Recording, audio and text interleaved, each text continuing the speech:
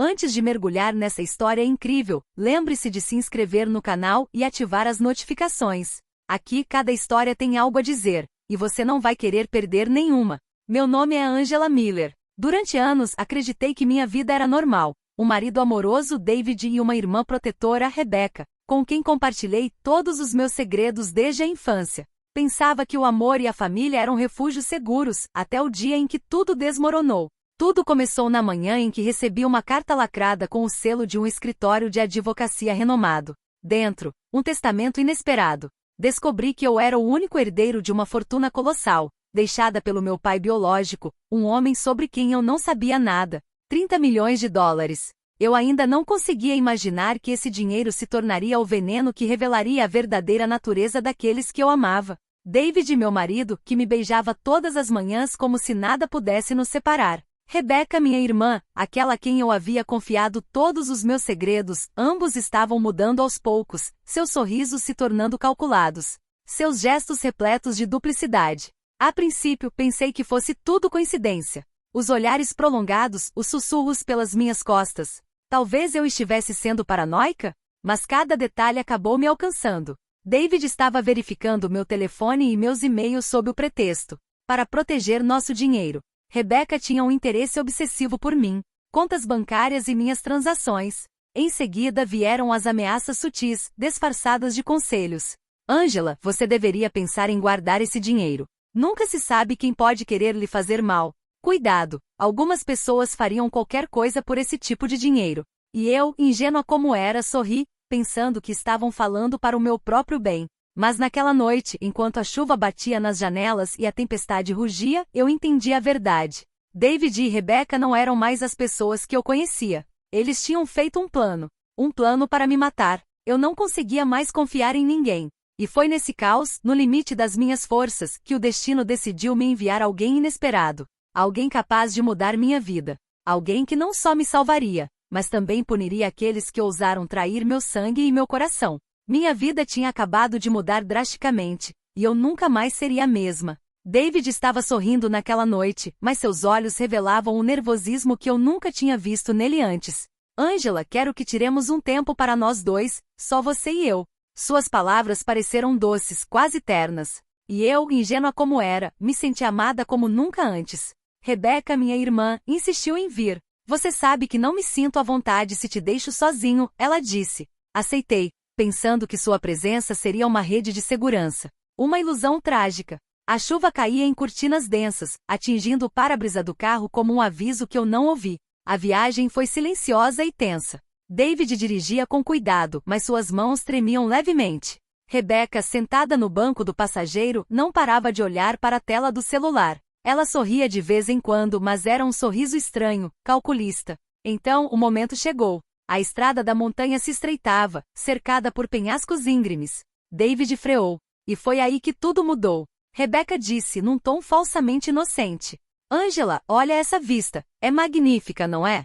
Mas eu não vi nada. Um baque surdo. Um som de deslizamento. O carro derrapou. O tempo se estendeu como um pesadelo. O metal rangeu, o para-brisa trincou. A chuva caiu com violência. Então, um choque brutal. O mundo ficou escuro. Quando abri os olhos, estava imerso em um silêncio gélido. O carro jazia lá embaixo, esmagado contra a rocha. Eu podia sentir cada osso do meu corpo gritando de dor. Minhas mãos e pernas estavam presas. Eu mal conseguia respirar. David e Rebecca, eles desapareceram. Eles pensaram que eu estava morto. E eu sabia que eles tinham tentado me matar por causa do dinheiro. Senti o desespero me consumir, o medo me paralisar, mas algo profundo dentro de mim se recusou a ceder. Eu não ia morrer. Não aqui. Não assim. E foi então que ouvi um motor à distância. Uma voz masculina, forte e autoritária, reconfortante. Senhora, aguente firme. Vou tirar a senhora daqui. Essa voz era estrangeira, mas carregava uma promessa, sobrevivência e talvez, vingança. Quando ele chegou, vi um homem imponente e elegante, com olhos penetrantes e um olhar sereno. Seu nome, ele me revelou mais tarde, Alexander Blackwood, um bilionário discreto que eu jamais imaginei que um dia conheceria. Ele me carregou, me escondeu, me salvou. E em seus olhos vi algo que nunca tinha visto em David ou Rebecca, sinceridade. Naquele dia eu ainda não sabia que minha história tinha acabado de mudar para sempre. e que o pior ainda estava por vir para os meus traidores. Quando abri os olhos, já não sabia onde estava. Uma luz suave, quase real, filtrava-se pelas cortinas. O ar estava quente e perfumado e muito distante do frio glacial da montanha onde eu quase morri. Ao lado da minha cama estava um homem ereto e imponente. Vestia um terno impecavelmente alinhado, e seus olhos escuros pareciam ler cada centímetro da minha alma. Olá, Angela. Meu nome é Alexander Blackwood. Sua voz era grave e reconfortante, mas carregada de poder. Mesmo em minha fraqueza, senti sua autoridade. Ele me explicou como me encontrou após o acidente por puro acaso, enquanto inspecionava um terreno para um projeto de hotel perto do barranco. Ele nunca tinha conhecido David ou Rebecca. Não sabia nada sobre o plano deles. Mas ao ver a cena, percebeu que eu não era uma vítima comum. Durante dias ele cuidou de mim em uma vila particular, longe do mundo e dos meus traidores. Cada gesto, cada ato de bondade, foi meticulosamente calculado para me proteger. Ele não me fez perguntas sobre o meu passado, mas ouviu quando eu falei, e pela primeira vez senti que realmente acreditavam em mim. Então chegou o momento em que lhe contei toda a verdade sobre David e Rebecca. Contei-lhe sobre a herança, as mudanças na aparência, as mensagens estranhas, as ameaças disfarçadas de conselhos. Não escondi nada, nem mesmo meu medo de morrer. Alexander não reagiu de imediato. Permaneceu em silêncio, com as mãos cruzadas atrás das costas e os olhos fixos em mim com uma intensidade quase assustadora. Então, calmamente, ele disse: ninguém tem o direito de destruir uma mulher como você sem pagar o preço. Era uma promessa, um voto silencioso. Ele não falava de amor. Ainda não. Mas em seu olhar, eu sentia um poder protetor e uma estranha sensação de intimidade. As semanas seguintes foram uma mistura de medo e reconstrução. Eu estava me recuperando lentamente, mas cada movimento me lembrava da traição da minha família. Cada cicatriz no meu corpo era uma lembrança. E cada palavra de Alexander me dava forças para acreditar que eu não estava mais sozinha. Certa noite, enquanto admirávamos a cidade iluminada de seu terraço particular, ele me disse: David e Rebecca pensam que você está morto. Eles acreditam que estão seguros. Mas o que eles não sabem é que o verdadeiro poder pertence àquele que sobrevive. Virei-me para ele com os olhos brilhando de determinação. O que você pretende fazer? Perguntei. Ele esboçou um leve sorriso, mas seus olhos se tornaram frios e penetrantes. Eles vão pagar, e você vai decidir como. Pela primeira vez desde o acidente eu me senti vivo. E pela primeira vez entendi que meu destino não dependia mais de David ou Rebecca. Dependia de mim. E Alexandre. Naquele dia, algo mudou dentro de mim. O medo se transformou em estratégia. A dor em determinação. E o amor, sim, talvez o amor estivesse começando a florescer em um lugar onde eu jamais esperaria. Nos braços do homem que acabará de salvar minha vida e que estava pronto para fazer pagar todos aqueles que ousaram me trair. 3 meses haviam se passado desde o acidente. David e Rebecca acreditavam que eu jazia no fundo do desfiladeiro, esquecido pelo mundo. Saboreavam sua vitória imaginária, já pensando em aproveitar a herança que eu jamais havia tocado. Mas a realidade era bem diferente. Alexandre havia reunido meticulosamente todas as provas. Mensagens de David e Rebecca discutindo o plano deles. Transferências bancárias suspeitas. As conversas em que eles discutiram como para garantir que eu desaparecesse. Tudo foi registrado, catalogado. E naquela noite chegou a hora de atacar. Um prestigiado evento beneficente estava sendo realizado em Nova York. David e Rebecca estavam lá, alheios à armadilha que se fechava sobre eles. Quando atravessei a porta do quarto, com Alexander ao meu lado, o mundo silenciou. Rebecca empalideceu imediatamente. David deixou cair seu copo de cristal e suas mãos começaram a tremer. Consegui pressentir o pânico deles mesmo antes de Alexander começar a falar. Ele falou calmamente com uma autoridade gélida. Senhoras e senhores, o que vocês estão prestes a ver é um exemplo perfeito de traição e ganância. Em seguida, ele projetou as evidências em uma tela grande, vídeos, mensagens, gravações. Cada detalhe do plano de David e Rebecca foi exposto para o mundo inteiro ver. Os convidados cochichavam horrorizados. Alguns já estavam pegando seus telefones para ligar para a polícia. Davi se levantou, vermelho de vergonha e raiva.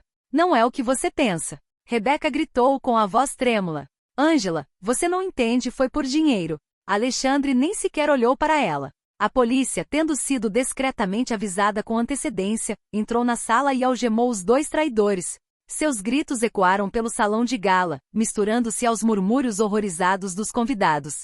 Seus nomes, David Miller e Rebecca Collins, acabavam de ser gravados na infâmia. E eu, pela primeira vez em meses, consegui respirar. Eu não era mais uma vítima. Eu fui o único que sobreviveu. Foi ela quem escolheu manter a cabeça erguida, mesmo diante da traição mais íntima. Alexandre pegou minha mão e disse suavemente: eles pensaram que poderiam te quebrar. Mas você é muito mais forte do que eles. Olhei em seus olhos e pela primeira vez senti algo que nunca havia sentido por ninguém. Uma mistura de gratidão, admiração e amor. Naquela noite, os traidores caíram, e um novo capítulo da minha vida começou. Uma página onde eu finalmente poderia decidir meu próprio destino. No dia seguinte ao baile de gala, o mundo parecia diferente. David e Rebecca estavam agora atrás das grades, com seus rostos estampados em todos os meios de comunicação. Os jornais falavam de traição, ganância e tentativa de assassinato. Seus nomes evocavam apenas vergonha e escândalo. Da minha parte, finalmente pude respirar. Cada cicatriz no meu corpo, cada lembrança do que eles tentaram fazer comigo, agora era um lembrete não da minha vulnerabilidade, mas da minha força. Alexandre me ofereceu refúgio, longe do medo e dos olhares curiosos. Mas não era apenas um refúgio físico. Oferecia-me um espaço onde eu podia reconstruir a minha vida, onde eu podia decidir o meu futuro. As semanas seguintes foram dedicadas a consertar o que havia sido quebrado. Recupere minha herança, segura e protegida contra qualquer abuso. Reencontrar meus amigos e familiares que tinham verdadeiramente amado. Criar uma fundação para ajudar mulheres vítimas de violência e traição, dando sentido a tudo que eu tinha. Cruzado. Um ano depois, enquanto o sol se punha sobre Manhattan, Alexander me levou ao terraço de sua cobertura.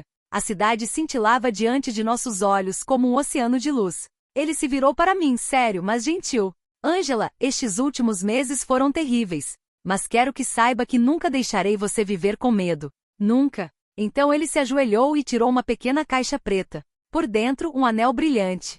Angela Miller, você quer casar comigo? Meus olhos se encheram de lágrimas. Não foi pelo dinheiro, não foi pelo poder. Era para nós, para a vida que iríamos construir juntos, alicerçada na confiança e no amor verdadeiro. Eu sussurrei. Sim, sim, Alexandre. E pela primeira vez em meses, senti que o medo havia desaparecido. Os traidores foram punidos. A justiça foi feita. E eu era livre. Livre para escolher, livre para amar, livre para viver a vida ao máximo.